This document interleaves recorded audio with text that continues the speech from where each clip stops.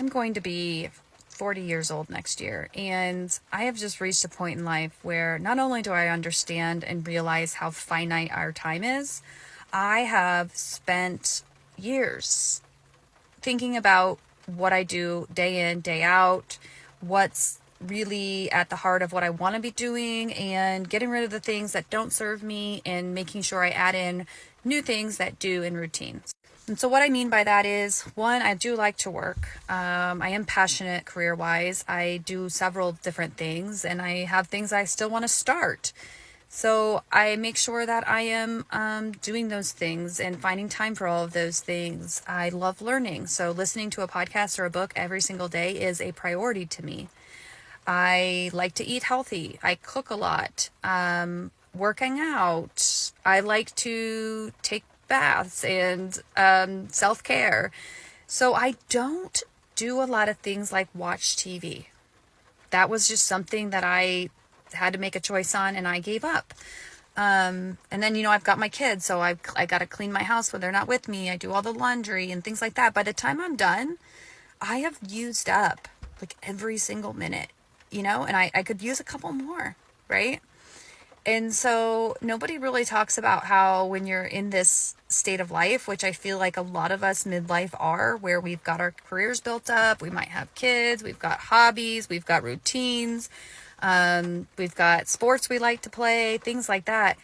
How on earth are you going to fold in getting to know another human being? With that said, it's just a work in progress. It's something to consider, though, that, as you start to date, you're going to have to rob some time from something. You are. Like, you're going to do things with your new partner that you maybe didn't do before. Like, you're going to want to cuddle and watch movies. And if you're allocating an hour or two to do that, you're robbing it. Like, you can't get the time back. So you robbed it from something else. And at some point, all of those things and routines that you had probably spent years building up are going to start creeping up, and you're going to start realizing, hey, I've neglected things. And really, this is the problem with dating women who are in their 40s, is they are very much set in their ways, okay? What do I mean by that? What I mean by that is there's no more flexibility for them to adapt to your lifestyle, to your schedule, to the way you like to run things in your life. Okay? By the time these women are even just in their 30s, they're already over that. Like, they want to do what they want to do. They want things to be how they want to be, and they're not willing to change any of that, right? I just got into a conversation with an old high school friend of mine, and he dates a lot of women in their 40s, and we were talking about how, well, he was telling me like how these women, like the women he's dated, like it's more like a pet peeve. He's like, they will freeze the room, right? They'll change the temperature in the room. And I've had this with like female friends of mine or relatives that, happen to be over. They'll like change the temperature, and I'm like, why are you changing it, right? This is my house. What are you doing? Oh, it's cold in here. Can you turn this on? I'm like, it's not cold. It's fine. I like it like this. I like it this temperature, right? But that's something he deals with. I mean, for me personally, that would be a deal breaker. I don't like that, right? I mean, I don't even like it when family does it. But a lot of these older women, it's like they want the room, the perfect temperature, what they want, and no ands, ifs, or buts about it. Okay. Every girl I've dated in their 20s, none of them have tried to touch that dial. They were like, hey, if you're warm, I'm warm. If you're hot, I'm hot, right? They just go with what how you feel, right? They're not really thinking about it. And that's the great thing about you being young, male or female, is you don't really think about things like that are that trivial. You don't overthink things like this woman does, right? I believe there's a fine balance between not thinking about things versus overthinking things, right? To where it's, what do they call it? Analysis, paralysis by analysis. It just gets to a point where it's like, okay, you've got to poop or get off the pot. You just have to get out there and do stuff. And here she is talking about like, oh, if I go on dates, it's going to rob time from doing this. I heard her mention that more than once. Like, this is going to rob time from this. It's like, why do you consider it robbing time? I mean, your outlook on this is already not good, right? I mean, me personally, I don't like to date women that are negative. I don't even like hanging out with people, regardless of women, just even like friends that are constantly negative or, just constantly just like toxic about stuff.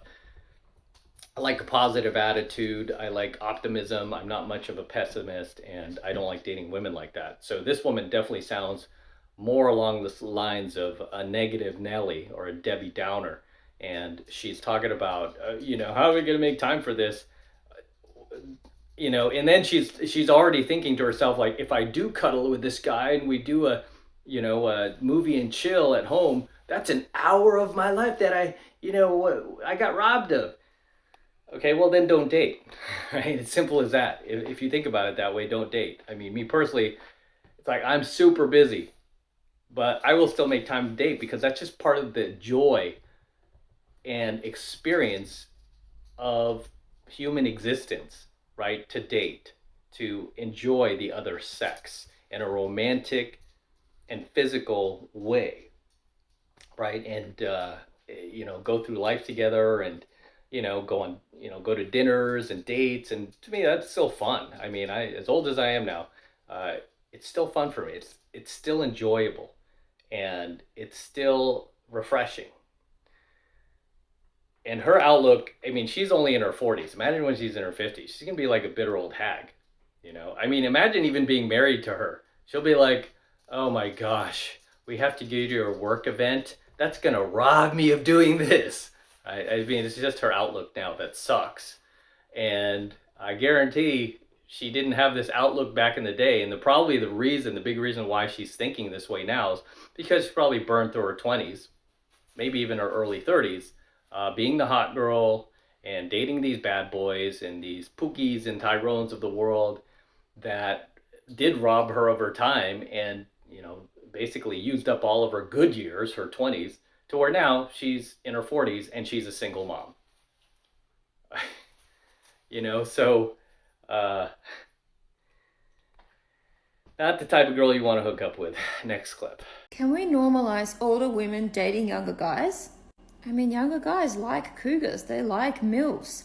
That's just how it is. Now, I'm struggling to date guys my age, as I've mentioned before, because I'm at the age where most people are married, they have children, and there's not many people left in the dating pool which don't even have that baggage. Do you know what I mean? So it's really difficult for me. But when it comes to younger guys, they see me as someone who's mature, experienced, I know what I want, I'm confident, and they're very much attracted to that. And they also like my appearance as well. It's just funny how it's just the total opposite with older guys who think I'm used up, I've got baggage, I'm past my expiry date, but the younger guys don't see it like that. They see all of those things as like a positive, and I'm here for it. So bless those younger guys who are into older women like me. They're actually giving me some hope with dating these days because I'm starting to think that that's my only option here. The younger guys also have more of a drive, if you know what I mean. And they're more fun and they have more stamina, which I'm sorry to say, but the older guys do not have. And this is why younger guys and older women are such a good match, because I can't speak for every woman, but as I'm getting older, my drive is through the roof and I need someone to keep up with me. Okay, she's completely coping here because she's not being honest with herself. Most guys are only dating an older woman for one reason and one reason only, and that reason is sex. Okay, that is, at the end of the day, the only reason why these guys are going to date older women is for sex. Easy sex, because it is easier. It's kind of like why guys date single moms. Do they have any intention of settling down with any of these older women just like they wouldn't a single mom? Of course not. Of course not. Right? It's just they're there for one thing.